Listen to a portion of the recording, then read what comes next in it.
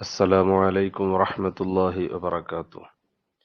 SSF wisdom ഹദീസ് class 224.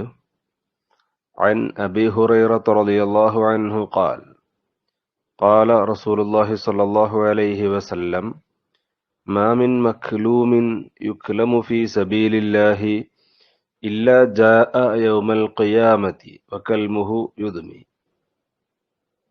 اللون ലൗനു ദമിൻ വറീഹു റീഹു Mysskin. ബഹുമാനപ്പെട്ട ഇമാം ബുഖാരി, ഇമാം മുസ്ലിം റളിയല്ലാഹു തആല അൻഹുമാ റിപ്പോർട്ട് ചെയ്യുന്ന ഹദീസ്.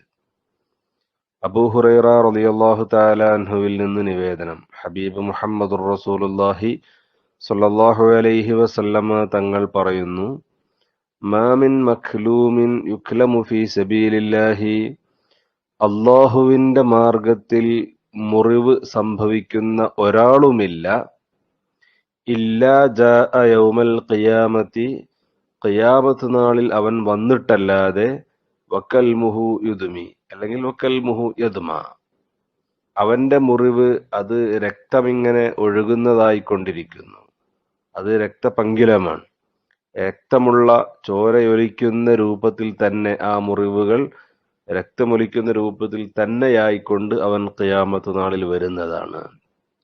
അല്ലൗനു ലൗനു ദമിൻ, നിറം രക്തത്തിന്റെ കളർ തന്നെയായിരിക്കും. അവന്റെ ശരീരത്തിൽ നിന്നൊഴുകുന്ന മുറിവിൽ നിന്ന് വരുന്ന രക്തം അത് സാധാരണ രക്തത്തിന്റെ നിറം തന്നെയായിരിക്കും. എന്നാൽ റീഹു മിസ്കിൻ, അതിൽ നിന്ന് വരുന്ന ഗന്ധം, മണം, അത് കസ്തൂരിയുടെ മണമാണ്. നല്ല സുഗന്ധപൂരിതമായ രക്തമൊഴുകുന്ന മുറിവുമായി അവൻ ഖിയാമത്ത് നാളിൽ വരുന്നതാണെന്ന് ഹബീബ് മുഹമ്മദുർ റസൂലുള്ളാഹി സ്വല്ലല്ലാഹു അലൈഹി വസല്ലം തങ്ങൾ പഠിപ്പിക്കുന്നു. അള്ളാഹുവിന്റെ മാർഗത്തിൽ മുറിവ് ഏൽക്കുക എന്ന് പറയുമ്പോൾ ജിഹാദ്, ഇസ്ലാമിന്റെ സംരക്ഷണത്തിന് വേണ്ടി ചെയ്യുന്ന ജിഹാദുകൾ, അത് ഇസ്ലാമിക പോരാട്ടങ്ങൾ പല രൂപത്തിലുണ്ട്. കായികമായി ചിലപ്പോൾ ഇസ്ലാമിന്റെ സംരക്ഷണത്തിന് വേണ്ടിയിട്ട്, പ്രതിരോധത്തിന് വേണ്ടിയിട്ട് നടത്തപ്പെടുന്ന യുദ്ധങ്ങൾ, ആ യുദ്ധങ്ങളിൽ പങ്കെടുത്ത് മുറിവേറ്റാൽ ഈ പുണ്യം അവന് ലഭിക്കും.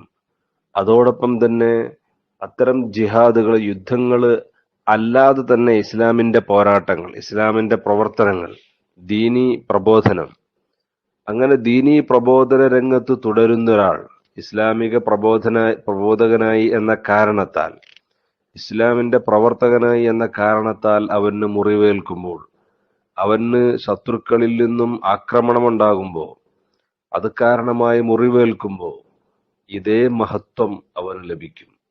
അത് പക്ഷേ രാഷ്ട്രീയത്തിന്റെയോ മറ്റോ ലക്ഷ്യങ്ങൾക്ക് വേണ്ടിയുള്ളതാകരുത്.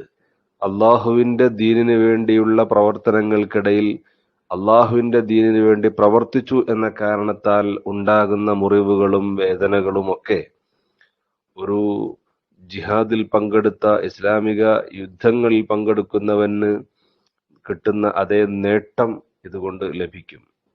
അതുകൊണ്ട് ഇഖ്ലാസോടുകൂടെ അള്ളാഹുവിന്റെ ദീനിന്റെ ഉന്നമനത്തിന് വേണ്ടി പ്രവർത്തിക്കുക എന്ന ലക്ഷ്യത്തോടുകൂടെ തന്നെ ദീനീ രംഗത്തും പ്രവർത്തന രംഗത്തും തുടരുക.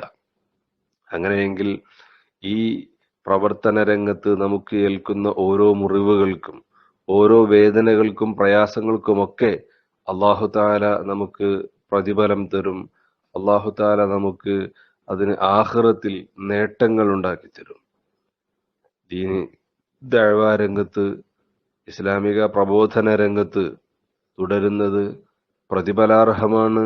ഒരുപാട് പുണ്യം ലഭിക്കാൻ അത് കാരണമാണ്. നമ്മുടെ ദുന്യവിയായ ജീവിതത്തിന്റെയും ഉഖ്റവിയായ ജീവിതത്തിന്റെയും നേട്ടങ്ങൾക്കും പുരോഗതിക്കുമൊക്കെ ഇസ്ലാമിക പ്രബോധനം അനിവാര്യമാണ്.